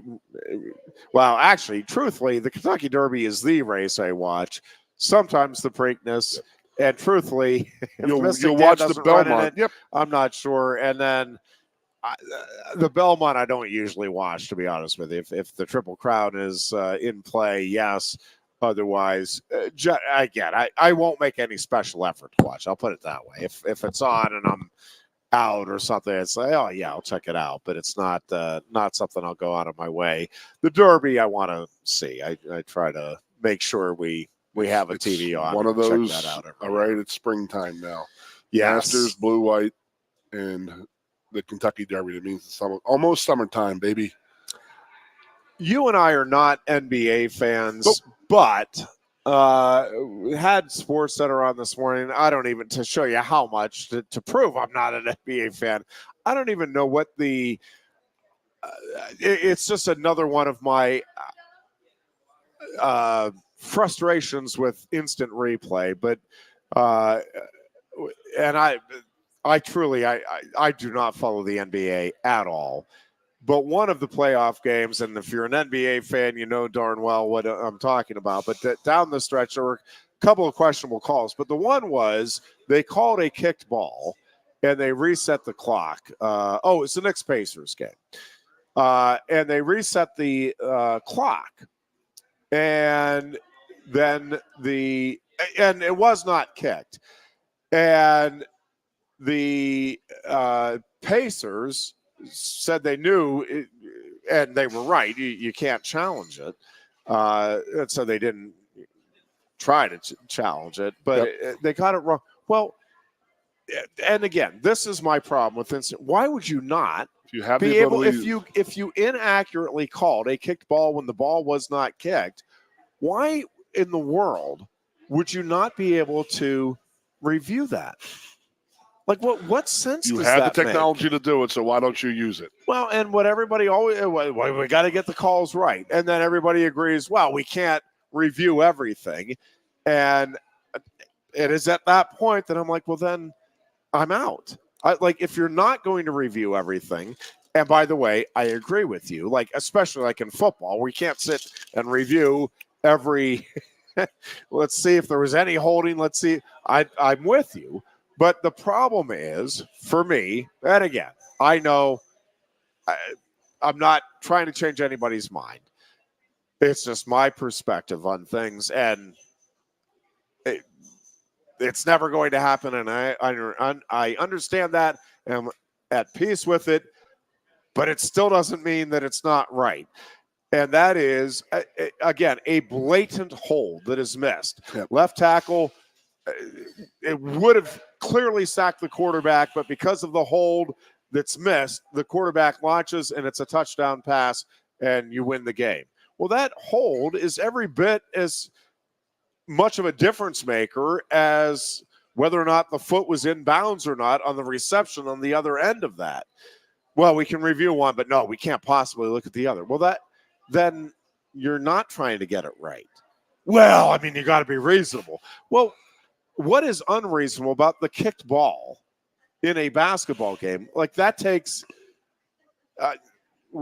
generally speaking, I'm sure there's instances where, well, you can't quite tell. This one, I mean, it took one look and said, well, no, he didn't kick it. It was his hand. It's obvious. And you'd be able to move on and get it right.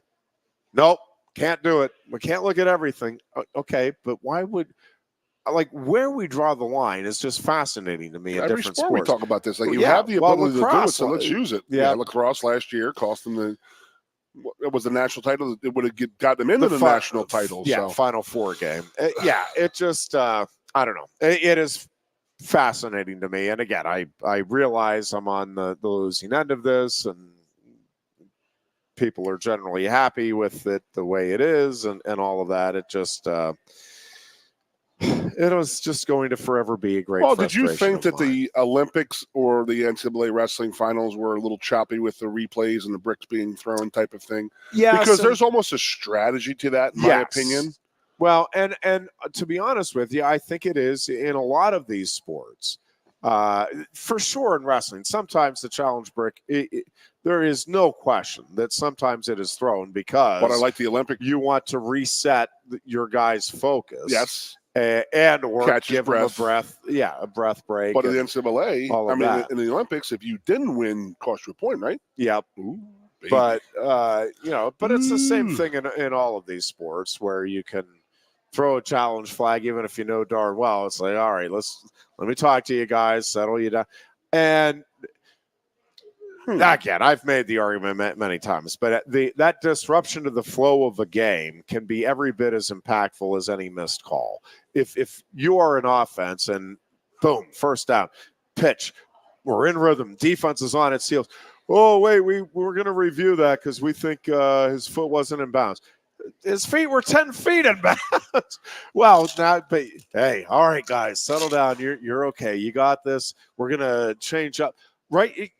Well, now that changes the whole complexion of that drive or that game. That's what drives me nuts about it. But again, I am at peace as much as I can be with the fact that it's the way it is and it's not going to change.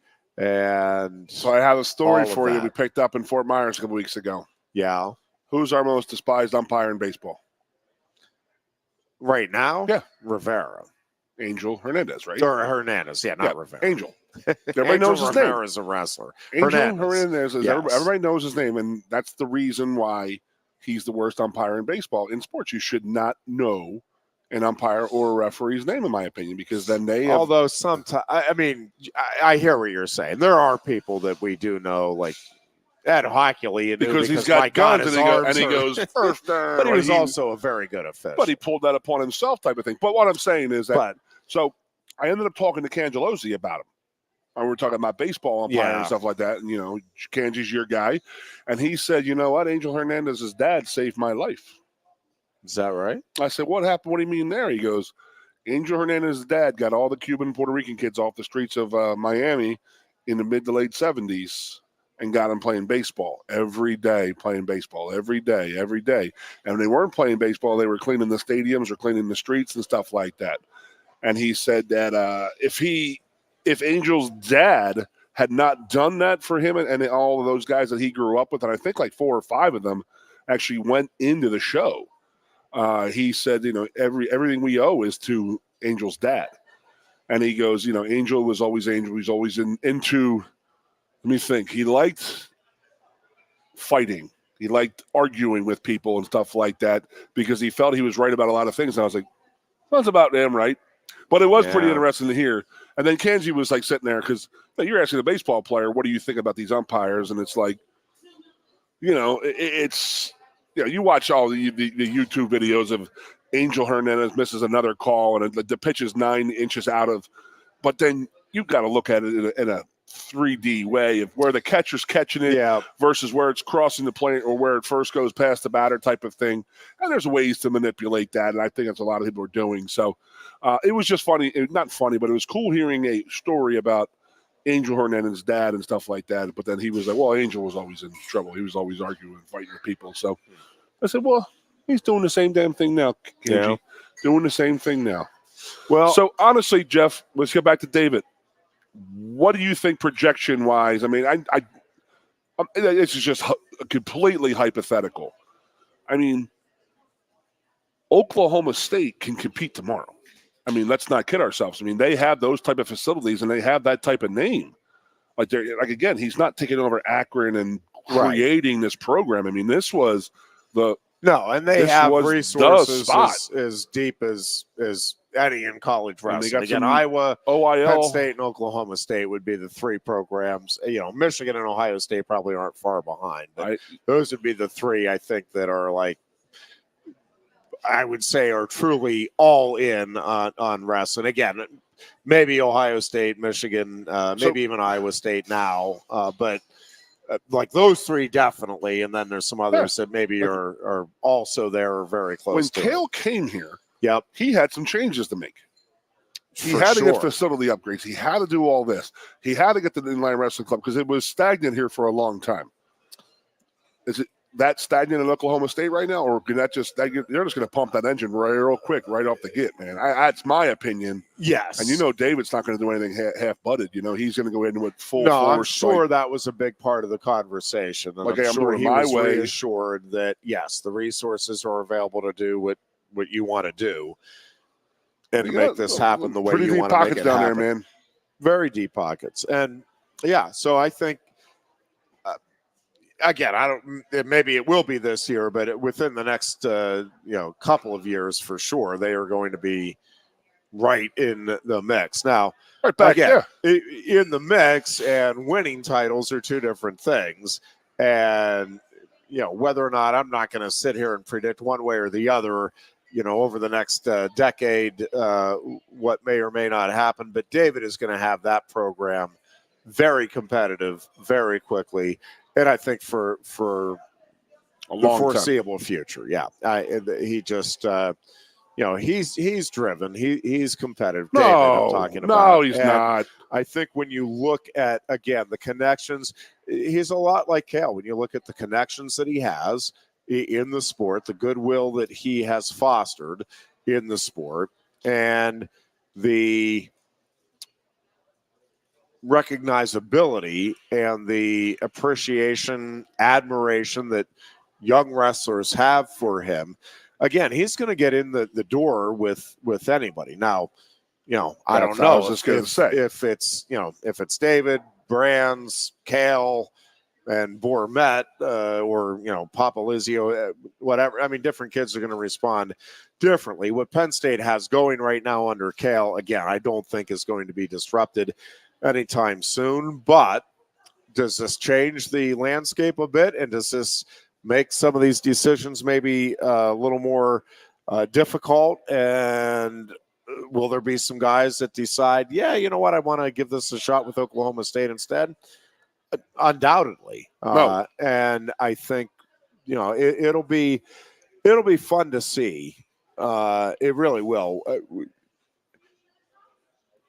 Let's say 5 years from now, maybe again 10 years from now, to look back and look at the overall impact. Again, I don't think this is quite the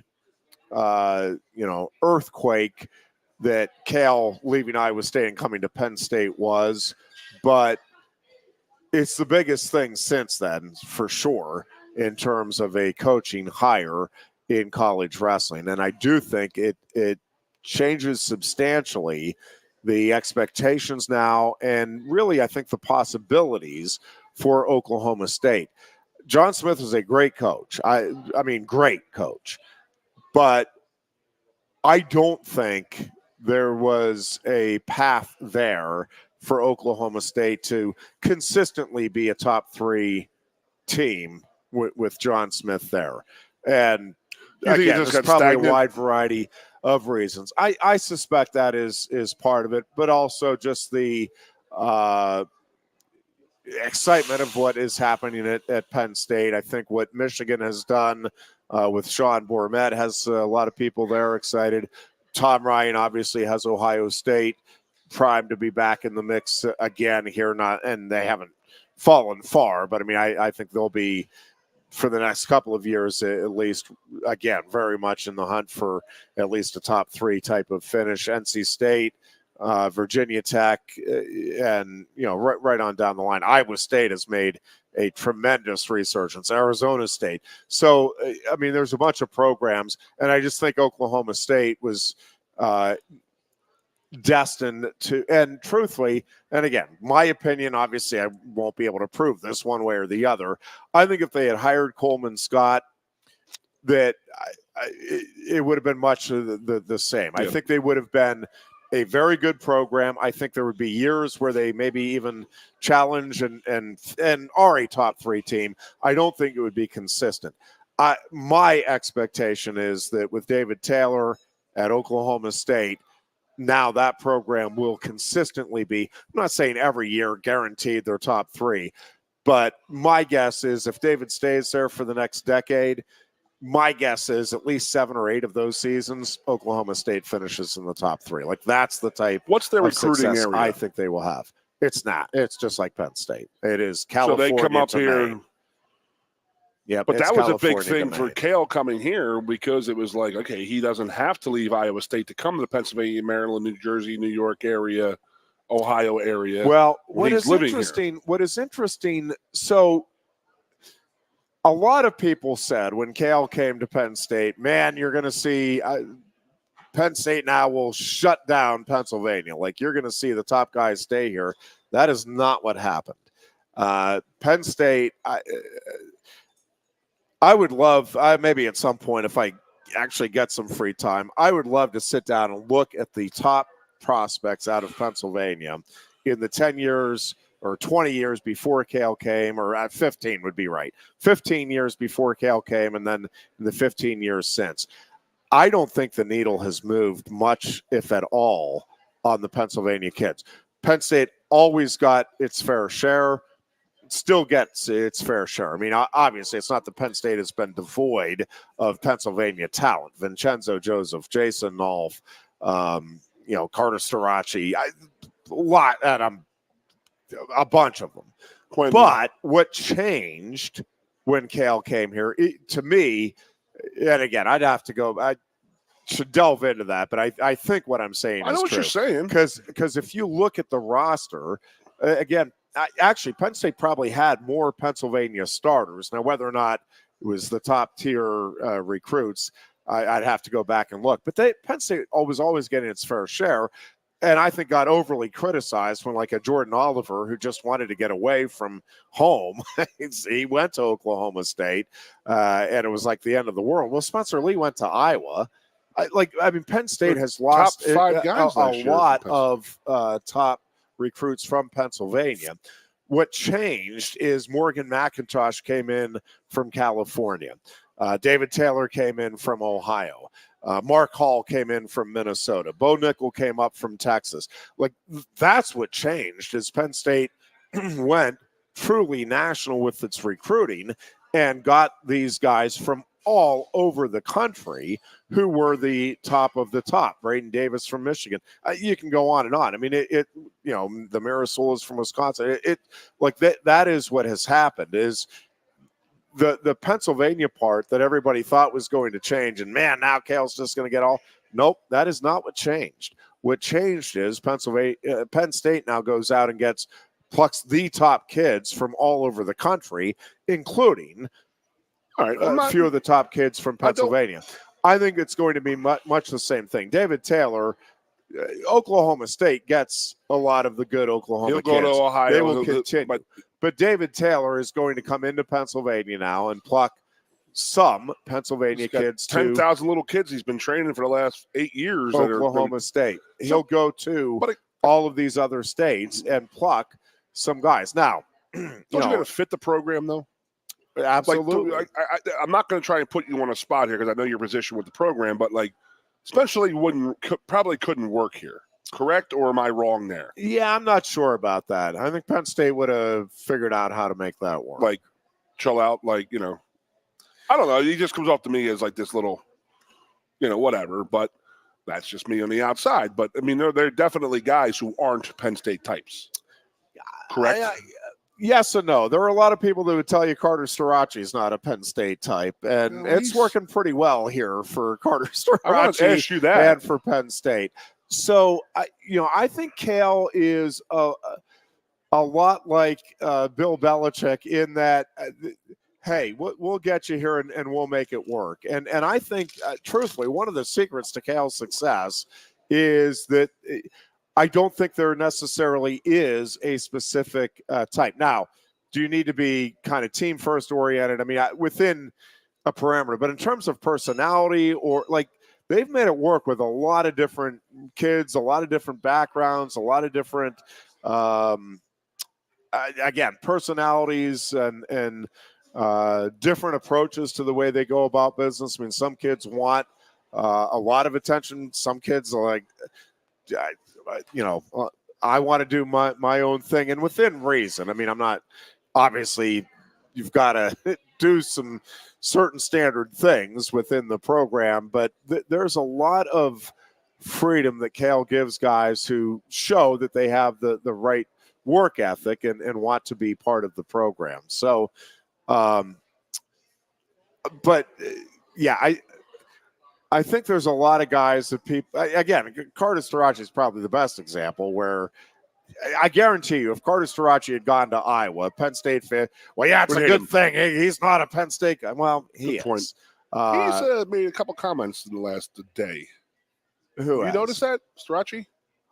He made a comment about loyalty to David, and that he's pushing this November Beaver Stadium wrestling match. He goes, Oklahoma State, Penn State. Guarantee you the national champs go 10-0. But he goes, I was offered a boatload of money and I didn't go nowhere. It's all about loyalty and where you come from type of thing. So I wanted to ask you about Starachi. I mean, I think is this sport turning into sort of a showman type of thing where they're he really wants this Beaver Stadium thing to happen. Oh, for sure. I don't think he realizes how cold it is in November. I think he does. I think he's okay with it. Or I guess he's from Erie, so it might be a little different. I think he's okay with it. Now, what is your feel? I know we got to get one more break in here, so we'll hit that. We'll come back and I want to hear about you in Beaver Stadium. Take a break here. We are coming back with more of the Lion Country Kia Goon and Ironhead show here from Quaker Steak and Lube on Sports Radio 98.7 The Fan. Coast into fall with a new Kia from Lion Country Kia. Right now, get a 24 Kia Seltos for 5.25% APR for up to 48 months. A new Sportage plug-in hybrid at 0.9% APR. Check out our 23 Sorrento hybrid for as low as 4.5% APR. And don't forget, all 2023 and 2024 Kias come with a 10-year, 100,000-mile limited warranty. Stop in and meet with one of our sales experts today and coast into fall at Lion Country Kia. We want to see you in a Kia. Since retiring, I have spent my time searching the countryside for the hottest wings in America. I always seem to end up disappointed. You call these hot? Back off, Luigi. Mamma mia. Look, hands it, busboy. Your wings suck. I knew I should have stuck with Quaker Steak's triple atomic wings. You think I'm tough enough? The Center Hall Farm Store has been serving Center County and beyond for well over a half century. A small family business, the Center Hall Farm Store specializes in animal nutrition and manufactures its feed fresh using local ingredients. Get the best in horse, cow, pig, chicken, and bird feeds. If you're not already a customer, stop in and see why so many of your neighbors are. The Center Hall Farm Store at 110 West Allison Street in Center Hall, or call us at 814-364-1393.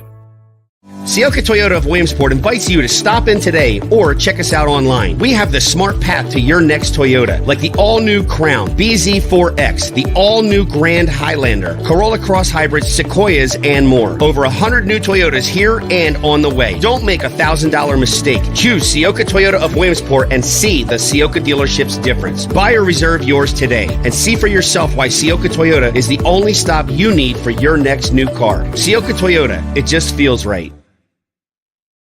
Ready to be part of something bigger? Come pave the road to success at Glen Baker and discover a career where your hard work and determination can build a bigger, better future. Our team believes we can build a stronger future together. Join us at Glen Baker, where we value teamwork on the field and on the job. Go to GOHcareers.com to apply. GOHcareers.com. And best of luck to all the Center County sports teams all season long from everyone at Glen Baker. With a Timber Kids savings account, you can start to save money, earn prizes, and teach your kids the value of savings. It's easy as 1, 2, 3. Building futures is what we do at TFCU. You really need to belong to a credit union.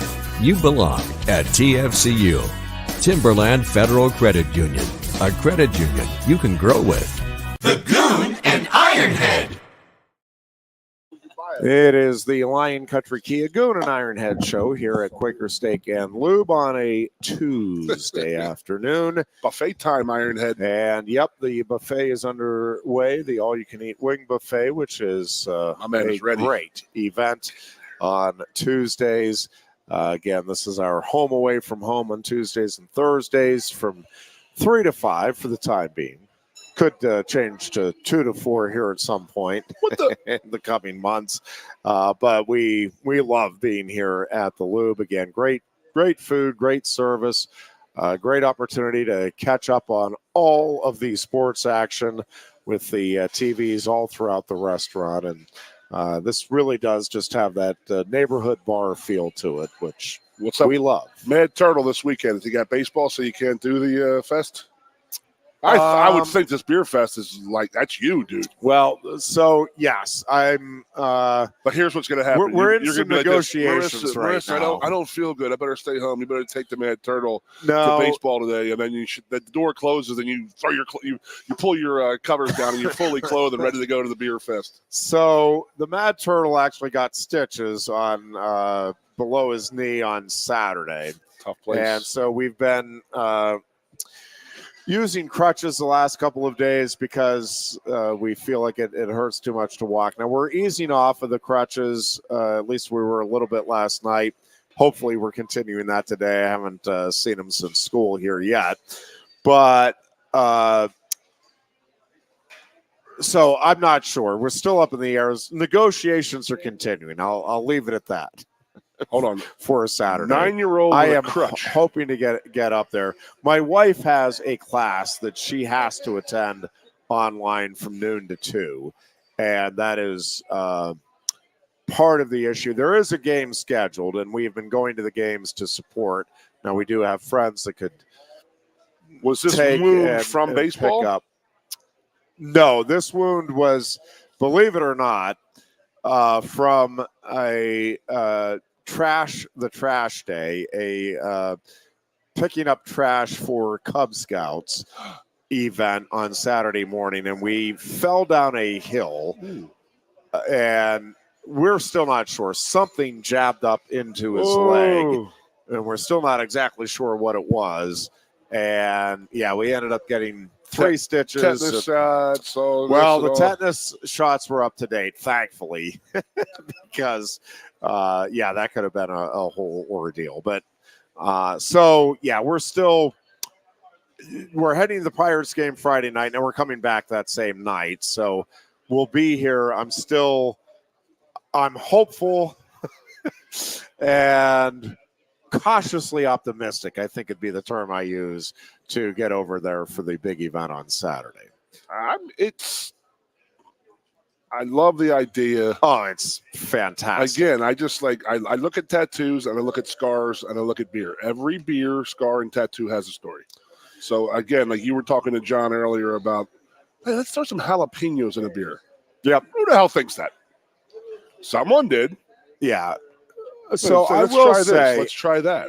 I am excited, and one of the things that I do think Pat Kraft is doing a great job of, and with the help of the staff and coaches and everybody with athletics, but it starts with the head guy saying, yeah, let's be willing to look, and I'm not saying Pat's circling yes to every proposal that's set in front of him, but man, he is willing to listen to outside the box thinking, to different ideas. And I do think you're going to see more events at Beaver Stadium. I think this craft event is phenomenal. Obviously, the concert was unreal. We weren't there. Not had one everybody person say a bad thing about it. No, I haven't either. Well, of the concert itself, getting out no afterward. parking. Parking's not allowed to be talked about. Yeah, it's a different story altogether. But I don't know. I really don't know what you do there. I mean, in that particular situation. Anyways, but we've talked for years, feels like maybe decades now, about getting a hockey game in there. And yes, the wrestling match possibility I do think is exciting. Ever since Iowa and Oklahoma State did their duel in Iowa City, it has been a topic that will periodically come up. And I think Pat Kraft is enthralled with the idea. I think Kale is more than okay with it. And yeah, Carter Starachi did mention again last year, going back to last year, he said, I think this will be my last year, meaning last season. He said, unless they do like a Beaver Stadium match, I think that'd be really cool to be part of. Now, whether or not that actually played into the decision here, I don't know. It may very well have. It does seem like there's at least a lot of discussion going on about the possibility. And yes, a Penn State, now Oklahoma State meet. I mean, David Taylor's first match at Oklahoma State would be a trip to Happy Valley for a match at Beaver Stadium. Holy hell! Do you think there might be a couple of tickets sold to that particular I need event? to know what your idea of the setup is, because what you just dropped right there is going to sell. Yeah. I mean, that might be a national ticket. Oh, yeah. I mean, you're going to wrestle those two schools, David versus his mentor, hero. Now, the logistics part of this. So when Iowa did its event with Oklahoma State, and I think they got 40,000 or so, and which is amazing. But they did have, and you would have to have the contingency plan and have it set up ahead of time that, if the weather is not conducive, we go to the Jordan Center. We know these are the 16,000 or just shy of it that are like your tickets are good to go over, and this is how the tickets, the seats would correspond, and the rest of you, maybe you show it on the big screen there or over at the spot or whatever the setup is. You have some sort of a setup where, we still have an opportunity for you to see it. Some sort of a refund, all of that stuff. Like the logistics obviously have to be worked out ahead of time, but they did that with the Iowa-Oklahoma State meeting, and it worked out great because they had good weather and they were able to do it in the stadium and all that of was October, September though, right? It was. I don't think it was November. No, it was probably late October. Really? I think. Well, I guess when does wrestling start? Late October, early November. Yep. So that's when you'd be looking at doing this at Penn State. So, do you think 50, a whole stadium? That's a good question. I don't know. That is a lot. That's a lot. And then the size. We talk about the novelty of it, and I mean, you'll have it on the screens, obviously, on the scoreboards. So that I don't know. I just know people who go to the hockey games that are in football arenas. Yeah, and they're like, you can't see anything. You can't really see the puck, but that's also very small. But it's being two guys in the middle. You got your big screens left or right. Yeah, I mean, you can go out and buy spend money, but being at the event is exactly right. I mean, would you have little mats around it, have the little tykes going at it, Wow. We'll bring up the Oklahoma State, the new K2 kids, and wrestle the old school K2 kids. David Taylor's just beating the crap out of each other. No, I mean, I would love to see it. There's no doubt. I mean, I want to see that, but I just want to know the logistics, because I want to tell John, and Shaf's still here from the Brew Fest, but I want to see, I need you to get one of those stand-up Joes. And I'm going to tell you something, and this is what I tell everybody when they walk on the field at Beaver Stadium. You do not realize how big it is until it is full. And then you look straight ahead during the game, and you look at the top of the two-tier, and that top person, they are literally this big. And then you look up to the right to the suites, and the top person on the middle of the suite, and then right before the suites, they're about this big. So get one of those old stand-up Joes or put a poster up and just tell people, this is how, can you see that stand-up up there? And they're going to be like, I think I do. And I think that's how big this place is right now. Because I'm telling you, John, I mean, more people are jacked up to be on the field Saturday, I think, is I told the people who were like, oh, my God, I could be on the field. I mean, it's a huge thing. I guess I just take it for granted and whatnot, but I think that's a great thing. I'm looking forward. I hope you have all the success in the world with that, Shafe. But just a cool atmosphere, man. Can you imagine Beaver Stadium in a year having a big country concert, a hockey game, a wrestling match, a NCAA playoff game? There you go. Boom. Let's get it all done. And then we're going to have Goon and Cale Sanderson one-on-one. Yeah. Yep. I don't know if you could do it in conjunction with the Ohio State weekend. Well, is it the second? Would be, yeah. So they're talking about Ohio State. Oh, you're talking about a home game? Correct. Oh. See, I had heard that maybe it was. So you think they could flip it that quick? Well, yes. If you did it on there will be a noon game, so you are right. There will be light to fix it Saturday afternoon. Well, I don't know. We're hearing that is likely going to be a night game now, the Ohio State-Penn State game. Big Fox, the Big Fox noon game, turning it down, huh? Yeah, I think there's some other things in play there, is what Lord. It sounds like. Nothing definitive. Ironhead Could on be the wrong inside about on it. me. Well, Wow. Stay tuned. Nothing official, but yeah, not sure how that's going to play out. But yeah, could you do something the day before, the day after, the day of?